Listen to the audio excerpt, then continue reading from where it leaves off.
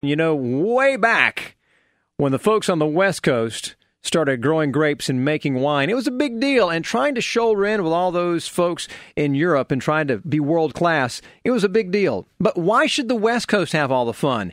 On the East Coast, great grapes and great wines, a matter of fact, in our own backyard. I want to welcome to the program Bob Miller. He's owner of Yonah Mountain Vineyards. Hey, Bob, welcome to the program. Thank you. Thanks for having me. You know, grapes have been grown in the Southeast for a long time. I mean, great tasting grapes. So that's nothing new. But is it a challenge here more so than other areas? Yes, it is. To grow grapes here, we have some different kind of climate challenges. Too much rain, which causes mildew, and then too much vigor, which causes the plant to grow too fast, which takes the energy away from the grape. So we have to plant on a slope and have to be prepared to spray for a lot of mildew. Wow, now and Mount Yonah, I mean, you're in White County, so you got some slopes there. That's going to work out okay, I guess, on that part, huh? Yes, it's perfect where we planted our grapes. Good.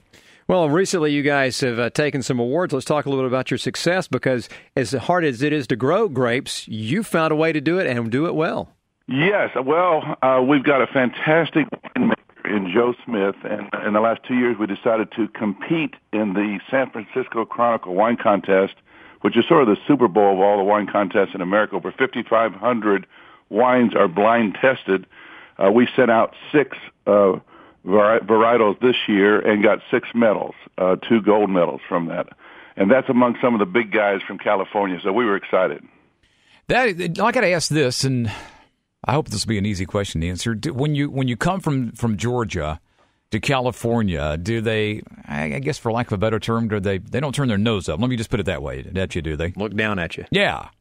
Absolutely. It's a challenge to overcome that.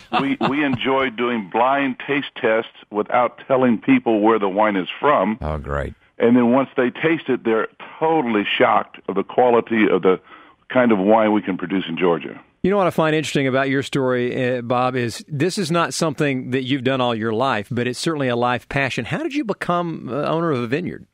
Well, 7 years ago, my wife and I bought some land as an investment in North Georgia, and as we were exploring that, we decided to plant some grapes and start a vineyard.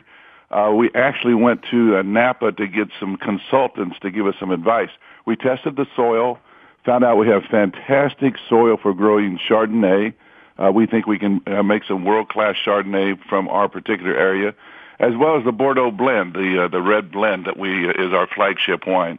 So we just took one step at a time and luckily found a great winemaker.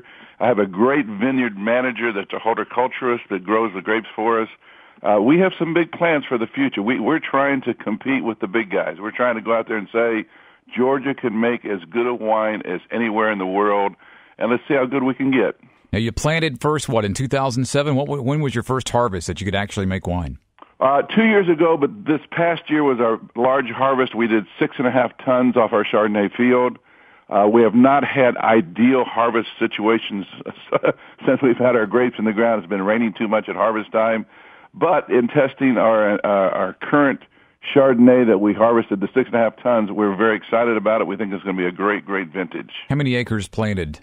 13 acres planted, with a plan to have 25 acres and do 5,000 cases a year to stay very boutique, very small, so we can control everything and make as good a wine as we possibly can.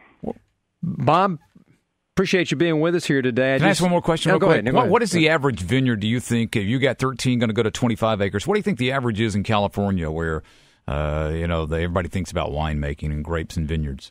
That's a great question. The vineyard sizes could go anywhere from a half an acre to hundreds and hundreds, if not thousands of acres. Okay. Land out in California is much more expensive. That's one plus that we have here. We can get land for a lot less money, which allows us to produce grapes less expensively. So that is a plus for being in Georgia. Which is why your wines are a little more affordable than some of the California blends that people are drinking. So that's one thing to keep in mind. World-class wine, but you don't pay a world-class price for it. Hey, if we want to find out more about Yonah Mountain Vineyards, maybe take a tour, can we do that? Yes, Yonah, or you can just Google Yonah, Y-O-N-A-H, which is the Cherokee word for bear. And then you can look up on our website. I want to invite people to come to our cave tour. We have the only wine cave in Georgia.